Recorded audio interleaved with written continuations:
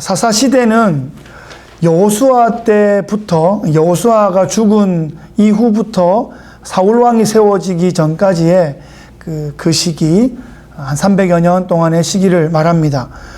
모세와 여호수아처럼 전 이스라엘의 지도자가 그 뒤에는 더 이상 세워지지 않았고, 중앙 집권적인 리더십이 아니라 지방 분권적인 그런 리더십들로 체제가 바뀌어 있었습니다.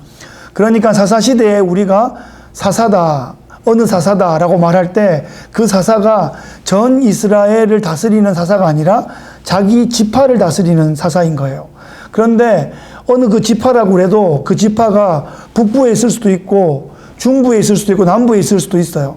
그래서 그 이스라엘을 공격하는 어떤 가나안 족속이 있을 때 그 가나안 족속이 영향을 끼치는 몇 지파 그 정도를 이제 커버하고 다스리고 또 평화를 임하게 하고 그런 상황이었습니다.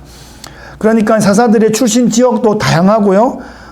현지 족속들에게 압제당한 그 시기나 평화의 시기들도 그냥 한 선으로 쭉 되어 있는 게 아니라 이게 동시다발적으로 있었던 거예요. 그러니까 사사기에 있었던 모든 그 시간들을 다 합치면 너무 길고요. 그게 충청도에서 있었던 거, 경상도에 있었던 거, 이런 시간들이 중첩된 시간들이 있다는 의미입니다. 그러면 여러분, 퀴즈를 하나 내겠습니다. 사사기는 언제 기록되었을까요? 옛날에. 네. 정답! 사사기는 옛날에 기록되었는데, 최소한 사사기는 사사시대에 기록된 건 아니다 하는 겁니다. 왜 그럴까요? 그 증거를 대보세요. 그때 왕이 없었으므로 각 사람들이 자기 소견에 옳은 대로 행했다. 그러니까 왕이 있었던 시기에 기록한 거예요. 왕정 시기에 그 이전 세대를 돌아보면서 저 때에 왕이 없어서 저렇게 자기 소견에 옳은 대로 행하고 혼란이 있었구나. 물론 그 왕은 이스라엘의 진짜 왕이신 하나님을 의미하는데 실제로도 왕이 있었던 시기에 왕이 없었던 사사시대를 그렇게 기록한 것입니다. 그러면 여러분, 룻기의 가장 중요한 구절은 뭐라고 생각하십니까? 어머니의 백성이 나의 백성이 되고 어머니의 하나님이 나의 하나님이 되시리니, 그 말씀이 제일 유명한 것 같은데 가장 중요한 구절은 룻기 맨 마지막 구절입니다. 오벳은 이새를 낳고 이새는 다윗을 낳으니라 라는 구절입니다. 그러니까 룻기도 다윗 왕이 있었던 시기에 그 사사시대를 돌아보면서 다윗의 고향 동네인 베들레헴에서 있었던 그런 다윗 조상 가문의 아름다운 회복의 그 드라마를 이야기로 기록해 둔 것입니다. 자, 사사시대에 보아스라는 사람의 밭에서 일어난 이야기를 아시죠? 이방 출신의 청산과부가 그 밭에서 안전하게 보호를 받았습니다. 넉넉하게 보리추수단을 얻어서 거기서 곡식을 구해서 시어머니와 함께 그 넉넉함을 누리게 되었습니다. 주인은 일꾼을 축복하고 일꾼들은 주인을 축복합니다. 그 밭에 곡식을 주우러 온 가난한 사람들이 외면당하지 아니하고 무시당하지 아니하고 함께 식탁을 나누고 서로 인정하고 서로 추천하고 서로 축복하면서 정말 행복한 삶의 현장이 벌어지고 있습니다. 보아스는 신분과 부유함으로 철저하게 구분되어 있던 그 시대 가운데 사회적 기준과 통념을 훨씬 초월하는 그런 섬김과 나눔을 실천하고 있었습니다. 하나님께서 이스라엘을 받아주신 것처럼 보아스가 룻을 섬겨 주었습니다. 그 이야기는 후에 예수님께서 죄인인 우리를 구원해 주신 복음의 이야기로 연결되고 있습니다. 이미 예수님은 오셨고 천국 복음이 증거되었지만 여전히 메시아가 없는 것처럼, 나의 주인이 없는 것처럼 살아가고 있는 이 사사기 같은 이 시대 가운데 우리가 어떻게 하면 하늘 소망을 품고 하나님 나라의 비전을 증거할 수 있을지 말씀 속으로 함께 들어가 보겠습니다. 룻기의 드라마에는 룻과 보아스가 공동주연이다 이렇게 말할 수 있습니다. 그런데 나오미라는 여인도 매우 중요한 역할을 하고 있습니다. 나오미의 입장에서, 나오미의 시선에서 이 룻기 전체를 관통할 수 있을 만큼 나오미는 중요한 인물입니다.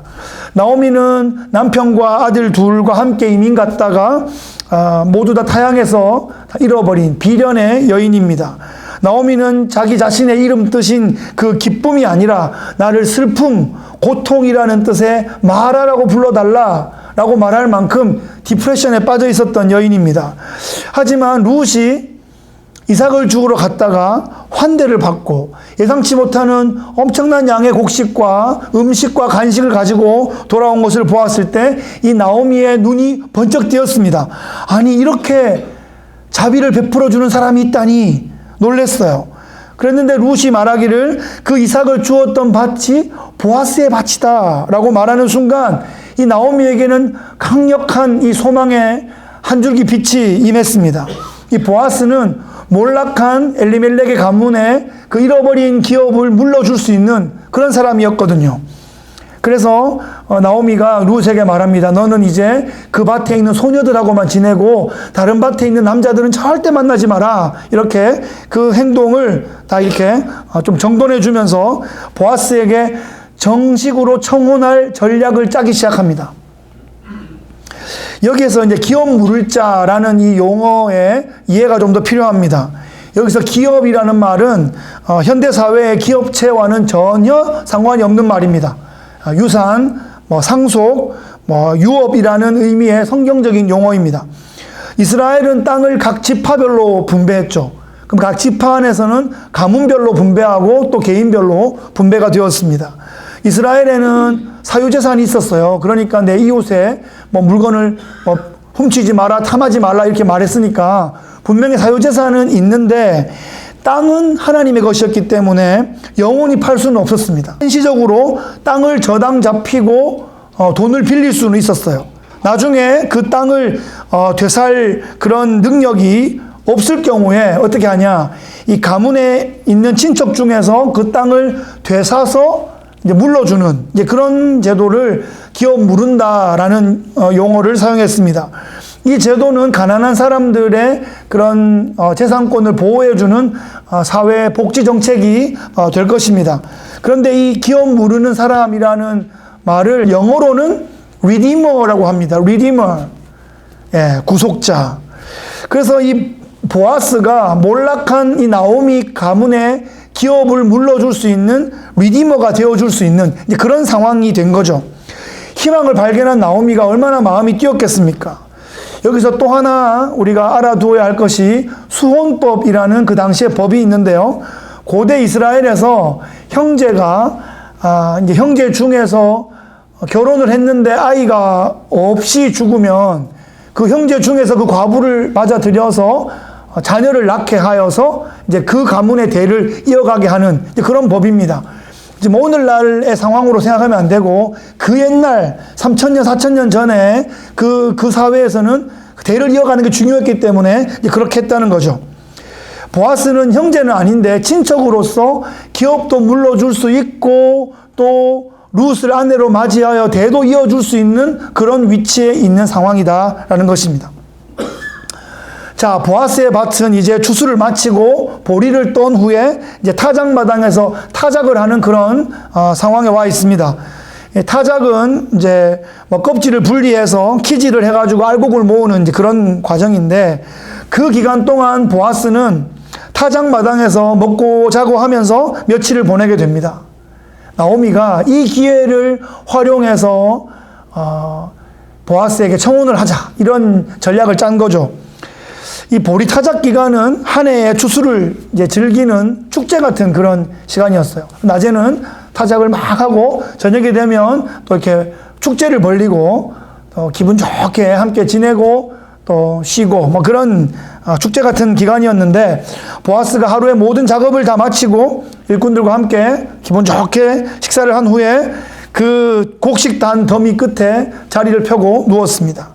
룻은 기다렸다가 나오미가 알려준 대로 목욕을 하고 향품을 바르고 아름다운 옷을 입고 축제가 마칠 때까지 기다렸다가 미리 보아스가 누울 곳을 잘 봐놨다가 이제 보아스가 잠든 다음에 살짝 가서 발치에 이불을 들고 살짝 누웠습니다.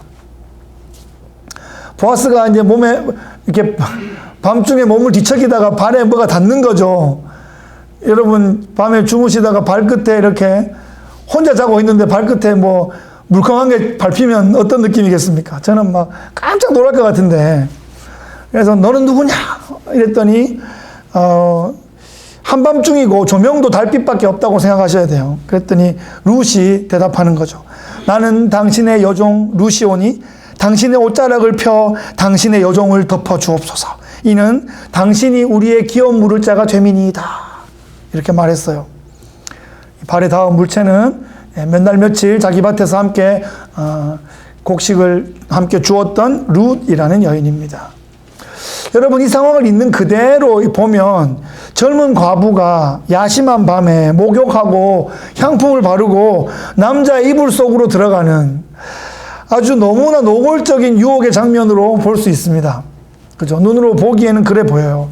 이 장면을 영화로 만들었다 그러면 음악이 쫙 깔리면서 조명이 쫙 들어오면서 아주 좀 그런 분위기를 만들 수 있어요. 그런데 이 장면도 그 3000년 전의 고대 사회의 그런 문화적 관점으로 우리가 봐야 됩니다. 여러분 지금 우리가 21세기 살고 있는데 사실 한 300~400년 전만 거슬러 올라가도 조선시대만 해도 그 당시에 여인에 대한 관점, 종에 대한 관점, 여러 가지 사회 어떤 구조 같은 게 지금하고 너무너무 달랐지 않습니까? 그런데 3000년 전이면 지금의 생각을 하면 안 되고 그때 그것이 어떻게 이해되었는지를 살펴봐야 돼요. 룻은 지금 합법적인 방법을 사용해서 물론 조심스럽지만 지혜로운 방법으로 가문의 청혼을 지금 하고 있는 모습입니다. 보아스의 이불 속으로 그냥 확 뛰어들어간 것이 아니라 발치에 누워서 발로 건드려지기를 이렇게 기다리고 있었다는 것은 겸비한 모습이고요. 은혜를 구하고 있는 그런 모습입니다. 보아스는 지금 나오미의 그 몰락한 가문을 물러줄 수 있는 그런 사람이었기 때문에 룻을 아내로 맞아들일 수 있는 그런 위치에 있었죠. 그리고 나오미가 보니까 지금 보아스도 룻에게 호감이 있고 룻도 보아스를 존경하고 서로 이렇게 좋아하는 감정이 있다는 것을 나오미가 파악을 한 거죠. 그런데 이제 보아스가 어른이니까, 집안 어른이니까 먼저 이렇게 제스처를 하기가 되게 어려울 거라고 생각하고 프로포즈를 룻을 통해서 이제 한 겁니다. 룻을 생각해 보세요. 지금 나오미를 따라서 자기 친정과 자기의 민족과 그 신들을 버리고 베들레헴으로 오는 그런 결단을 했습니다. 아마도 유일한 이방 여인으로서 베들레헴에서 남의 밭에 가서 이삭을 줍는 그런 일은 쉽지 않은 일이었을 겁니다. 그에 더해서 오늘 이 야심한 밤에 가문에 잃어버린 그 기업을 되찾아줄 수 있는 그 보아스에게 청혼하는 이런 요청에 그 나오미의 지시에 순종하고 있는 이런 룻의 모습을 보십시오. 지금 이 여주인공 룻의 결단과 그 순종과 헌신을 통해서 이야기가 아주 긴장감 있게 흘러가고 있습니다. 이제 보아스의 반응이 중요합니다. 보아스가 이 어둠 속의 물체가 룻인 것을 알고 일단 안심을 합니다. 보아스가 룻을 내 딸아 이렇게 부릅니다. 이것은 친척 관계에 있다는 것이고 보아스가 나이가 훨씬 많다는 의미입니다. 한 삼촌뻘 된다고 볼 수도 있겠어요. 내 딸아 여호와께서 너에게 복 주시기를 원하노라. 네가 가난하건 부하건 젊은 자를 따르지 아니하였으니 네가 베푼 인애가 처음보다 나중이 더하도다. 인애라는 단어가 나오죠. 충성, 헌신, 섬김을 뜻하는 헤세드를 번역한 말이 인애입니다. 여기서 룻이 처음 베푼 인애는 뭐냐? 그 시어머니 나오미를 따라왔고 극진하게 어머니를 봉양한 것이 처음 베푼 인애입니다. 보아스는 지금 두 번째 베푼 인애가 처음보다 더하다. 이 말은 그 젊은 룻이 젊은 사람이 아닌 자신에게 청혼하는 것이 나에게 인애를 베풀고 있다라고 지금 보아스가 이야기하는 거예요. 이 말은 보아스가 지금 룻의 청혼을 기꺼이 받아들인다라는 의미겠죠. 내 딸아 두려워하지 말아라. 내가 네 말대로 다 행하리라. 이렇게 말하고 있어요. 보아스는 오늘 밤 이 이벤트가 룻의 단독 소행이 아니라는 것을 알고 있습니다. 그죠? 나오미가 착착착착 이렇게 계획을 해준 것이고, 그에 대해서 룻이 두려운 마음으로, 떨리는 마음으로 순종했다는 걸 알고 있어요. 그래서 두려워하지 마라, 안심해라 이렇게 말하고요, 내가 네 말대로 다 행하리라 이렇게 확신을 줍니다. 룻을 아내로 받아들이고 나오미의 그 잃어버린 기업을 되찾아주는 그 고엘의 역할을 내가 하겠다라고 지금 확신을 주고 있는 거죠. 자, 모든 것이 다 잘 된 것 같습니다. 그런데 이 다음이 중요합니다. 보아스와 룻이 서로에게 호감이 있고 청혼도 했고 지금 승낙도 한 상태이죠. 야심한 밤이고 마침 또 이불도 한 이불이고 뭐 그런 상황입니다. 영화에서는 대개 이런 상황이면 이제 감미로운 음악이 흐르면서 야릇한 장면이 연출됩니다. 거의 100% 그렇습니다. 그런데 그렇게 되면 지금까지 조심스럽게 진행해온 이 모든 판이 다 깨어지게 됩니다. 이 장면의 키는 이제 보아스가 쥐고 있습니다. 보아스가 어떻게 말하고 어떻게 행동하는가 하는 게 매우 중요한 상황이 되었습니다. 보아스는 지금 이 상황을 매우 진지하게 대하고 있습니다. 룻을 건드리지 않습니다. 흥분하지도 않고 당황하지도 않습니다. 그러면서 룻에게 나보다 더 가까운 친척이 있어 라고 말해줍니다. 그 상황에서 굳이 그 말을 해주는 것은 뭐 그렇게 쉬운 건 아닌 것 같아요. 평소에 아주 침착한 마음과 절제하는 그런 인격적 훈련이 잘 되어 있기 때문에 그런 말을 해줍니다. 그러면서 그 우선순위에 있는 사람이 기업 물을 자의 그 사명을, 그 일을 감당하지 않고 거절하면 내가 꼭 하겠다 이렇게 말해줘요. 자신의 감정과 느낌대로 일을 처리하는 것이 아니라 하나님의 뜻과 질서 가운데 이 모든 상황을 맡겨드리고 그렇게 순리대로 처리하고 있습니다. 보아스 참 멋있는 남자인 것 같습니다.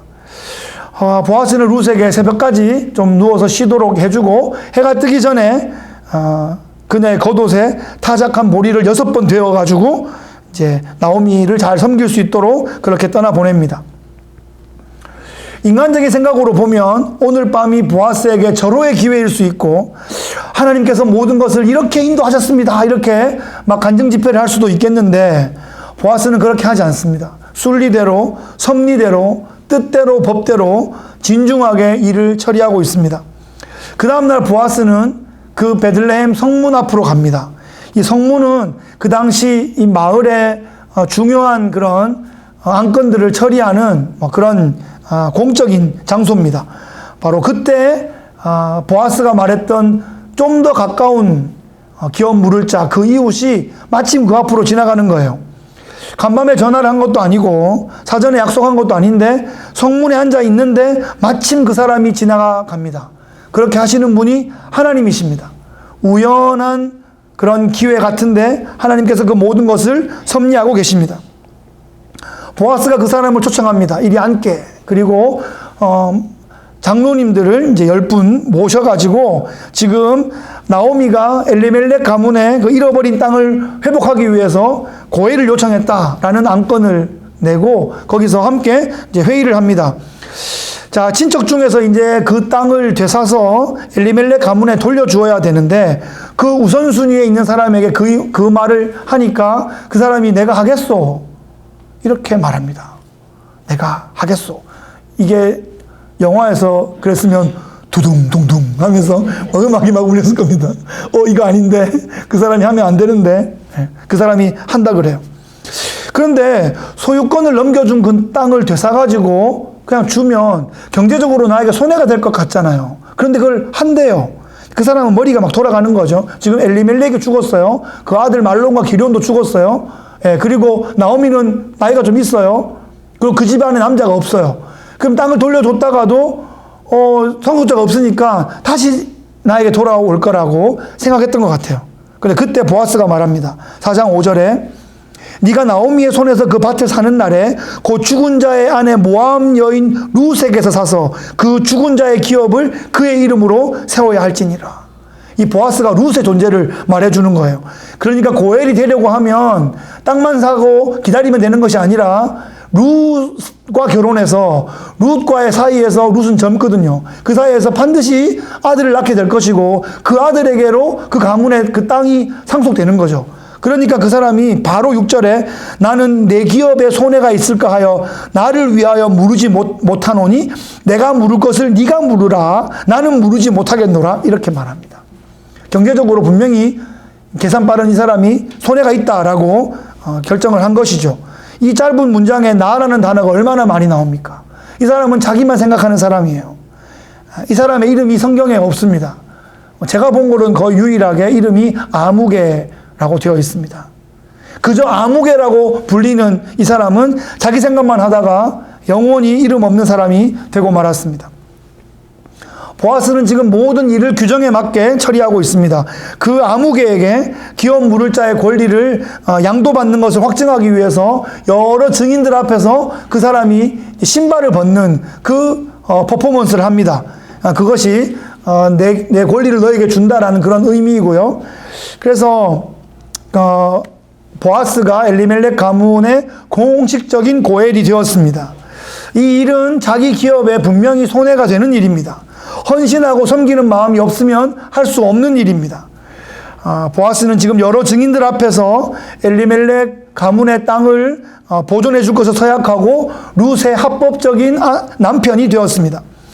보아스는 자신의 감정이 아니라 율법에 따라 행동했고 때로 율법의 기준보다 훨씬 더 넘치는 그런 헌신을 보여주었습니다. 그랬더니 하나님께서 모든 것을 합력하여 선하게 이루어 주셨습니다. 보아스는 하나님의 주권과 하나님의 섭리를 믿으면서 그렇게 충성하며 순종하는 것이 참으로 중요하고 그것이 덕스럽고 그것이 열매가 있는 삶이다라는 것을 자신의 삶으로 우리에게 보여주고 있습니다. 보아스가 룻을 아내로 맞아서 아들을 낳았습니다. 아들을 낳았어요. 남자가 다 죽었던 그 절망적인 가문에서 아들이 태어났습니다. 여인들이 나오미를 축복합니다. 이 아이가 이스라엘 중에 유명하게 되기를 원하노라. 이는 내 생명의 회복자이며 내 노년의 봉양자라. 야, 지금 나오미가 아들을 안았을 때의 마음이 어땠을까요? 여러분, 나오미가 베들레헴에 처음 돌아왔을 때 내가 풍족하게 나갔더니 지금 완전 빈털털이다. 나는 텅 비었다. 이 텅 비었다라는 단어가 룻기에 매우 중요한 그런 이미지거든요. 나는 지금 완전히 빈털털이 파산 상태, 텅 빈 상태가 되었다. 내 품에 있던 새 남자가 다 죽고 나는 지금 완전히 파산 상태가 되었다. 이렇게 말하고 있는데 지금 그 나오미의 품에 아들이 안겨 있는 거예요. 예. 1년 전에는 상상도 못할 그런 일이 지금 벌어졌습니다. 이런 인생 역전이 있는 것이죠. 지금 나오미가 아들을 안고 있는데 오늘 이 여인들이 나오미를 축복해 주면서 이 손주가 나중에 자라서 나오미가 나이 들었을 때 외롭지 않게 나오미를 섬겨줄 것이다. 내 생명의 회복자이고 내 노년의 봉양자다. 이렇게 축복해 주고 있습니다. 이제 나오미는 기쁨이라는 자기 이름 뜻의 의미를 제대로 찾았습니다. 나오미의 기쁨과 행복이 지금 우리 마음에 좀 전해지는 것 같습니다. 그 나오미가 품었던 그 아기의 이름이 오벳입니다. 오벳. 오벳은 이름 두 글자 말고는 알려진 게 전혀 없습니다. 그런데 이 오벳이 중요한 인물인 것은 다윗의 할아버지이기 때문입니다. 다윗은 하나님의 마음에 합한 선한 왕이었고 메시아가 그 가문에 올 것을 약속받았던 그런 왕이었습니다. 룻기의 배경은 사사시대이죠. 왕이 없어 자기 소견에 옳은 대로 행하며 무법천지였던 그런 사회였는데 그런 사회 속에서 베들레헴에 있었던 한 이야기를 통해서 선한 왕, 하나님의 마음에 합한 왕, 어쩌면 예수님을 닮은 왕, 그 선한 왕 다윗이 출연하는 그런 이야기입니다. 여호수아는 죽었고 흉년도 찾아왔고 집안의 모든 남자가 다 죽었던 그런 암울한 한 가정의 이야기로부터 출발해서 예수님 오시기 전 1000년의 그런 역사의 가장 빛나는 별이었던 다윗 왕이 출연하는 그 이야기가 바로 룻기입니다. 기적도 없었고 영웅도 없었지만 하나님의 마음을 품고 하나님의 섭리에 순종하며 그 하나님의 성품을 실현했던 그런 평범한 사람들의 이야기를 통해서 하나님의 역사의 게임 체인저 그 다윗이 출연하는, 그렇게 보면 룻의 헤세드나 보아스의 헤세드를 훨씬 더 뛰어넘는 것이 그 시대를 향한 하나님의 헤세드였습니다. 그 가장 절망적인 그 사사기 시대 가운데 다윗을 출연시키는 하나님의 충성, 하나님의 인애, 하나님의 헌신, 하나님의 헤세드의 이야기가 바로 룻기의 이야기입니다. 말씀을 정리하겠습니다. 우리의 삶의 자리에서 나오미와 룻과 보아스를 다시 한번 생각해 보면 어떨까 합니다. 우리는 나오미의 절망에 공감할 수 있습니다.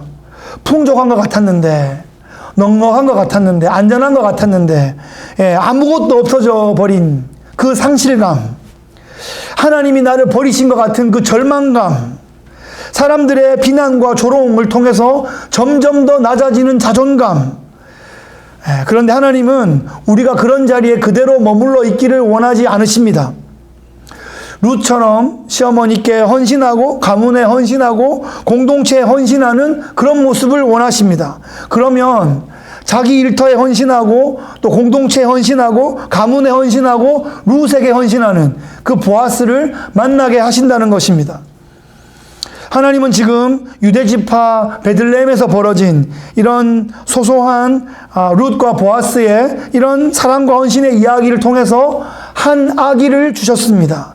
오벳이라는 이름을 가진 이 평범한 아기는 할머니 나오미에게 그저 기쁨을 주는 그런 아이인 줄만 알았는데 이 아기가 다윗의 할아버지가 되는 것입니다.